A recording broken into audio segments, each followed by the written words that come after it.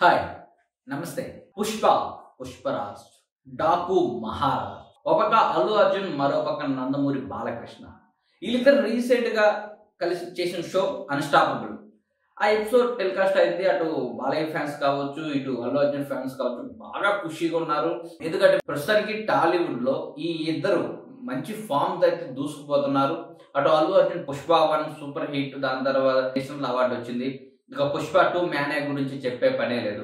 మరోపక్క బాలకృష్ణ చూసుకుంటే రీసెంట్ గా Daaku Maharaj cinema teaser release అయింది. సూపర్ అంటే సూపర్ ఉంది ట్రీజర్. అందులో మ్యూజిక్ కావచ్చు, బాలకృష్ణ గెటప్ కావచ్చు, ట్రీజర్ కట్ చేసిన విధానం కావచ్చు, ఎక్సలెంట్ ఉంది. ఖచ్చితంగా సంక్రాంతికి బాలయ్య మరో హిట్ అయితే ఖాయమని తెలుస్తుంది. ఇలా ఇద్దరు హీరోలు చూసుకుంటే తమ కెరీర్ లో పీక్ అంటే పీక్ స్టేజ్ లో ఉన్నారు. అలాంటి స్టార్ హీరోస్ అన్స్టాపబుల్ లో ఒక షో చేశారు.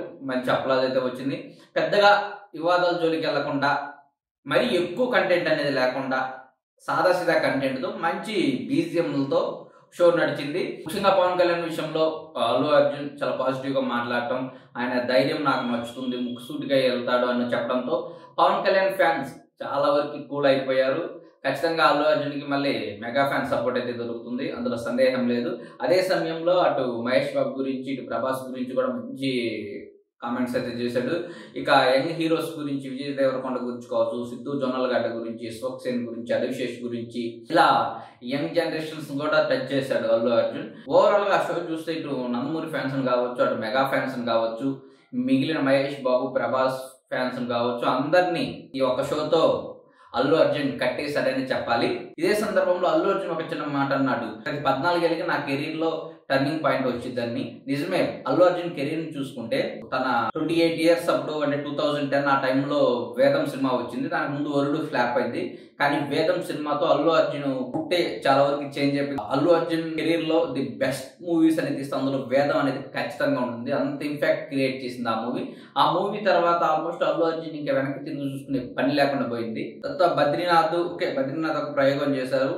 ఆ విషయం పక్కన పెడితే జులై కావచ్చు, ఇద్దరు అమ్మాయిలతో కావచ్చు, రేసు గుర్రం అప్పట్లో అల్లు అర్జున్ కెరీర్ లో the best movie, highest collections చేసింది. ఆ తర్వాత సన్ ఆఫ్ సత్యమూర్తి, రుద్రమ్మదేవిలో గోన గంగారెడ్డి ఈ రోల్. ఆ తర్వాత సరైనోడు, అల్లు అర్జున్ లో మాస్ యాంగిల్ ని బయటకు తీసిన సినిమా. అదే సమయంలో అల్లు అర్జున్ కి హిందీ బెల్ట్ లో ఫ్యాన్ బేస్ ని క్రియేట్ చేసిన సినిమా సరైనోడు. ఆ తర్వాత డీజే దువ్వాడ జగన్నాథం, నా పేరు సూర్య కొంచెం నిరాశపరిచింది.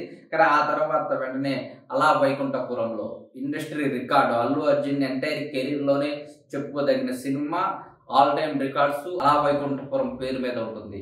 ఇంకా ఆ తర్వాత అందరికీ తెలుసు 2021 వచ్చింది పుష్ప పార్ట్ 1. పుష్ప చేసిన మేనే కావచ్చు, ఆ సినిమా సృష్టించిన రికార్డులు కావచ్చు, అన్ని ఇన్ని కావు. ఏకంగా నేషనల్ అవార్డుని తీసుకొచ్చి అల్లు అర్జున్ నెత్తి మీద పెట్టిన సినిమా పుష్ప. ఈ డిసెంబర్ 5వ తేదీ పుష్ప పార్ట్ 2 రాబోతుంది. ఇది ఇంకా మరెన్నో రికార్డులు సృష్టించడానికైతే సిద్ధంగా ఉంది. పుష్ప 2 డిసెంబర్ 5న రిలీజ్ కాబోతుంది. పుష్ప 2 సృష్టించే సునామీ కోసం అందరూ అయితే ఈగర్లీ వెయిట్ చేస్తున్నారు. మరో పక్కన ఇక నందమూరి నటసింహం బాలకృష్ణ గురించి మాట్లాడుకుంటే హ్యాట్రిక్ హిట్స్ కొట్టాడు. ఇప్పుడు డబుల్ హ్యాట్రిక్ కి రంగం సిద్ధం చేశాడు. డాకు మహారాజ్ అనే ఒక రీల్ స్టోరీతో బాబీ డైరెక్ట్ చేస్తున్నారు. టీజర్ వర్క్ అయితే అల్టిమేట్ గా ఉంది, ఎక్కడ పేరు పెట్టడానికి లేదు. 2021 అఖండ, 2023లో వీరసింహారెడ్డి, భగవంత్ కేసరి, ఈ 3 సినిమాలు కూడా వరుసగా భారీ హిట్లు కొట్టినాయి. బాలకృష్ణ రేంజ్ అమాంతం స్కైకి చేరుకుంది. ఎక్కడో 8 కోట్లు 10 కోట్ల మధ్య ఉంటే బాలయ్య బాబు రెమ్యునేషన్ ఈ రోజు 25 నుంచి 30 కోట్లకి వెళ్ళింది.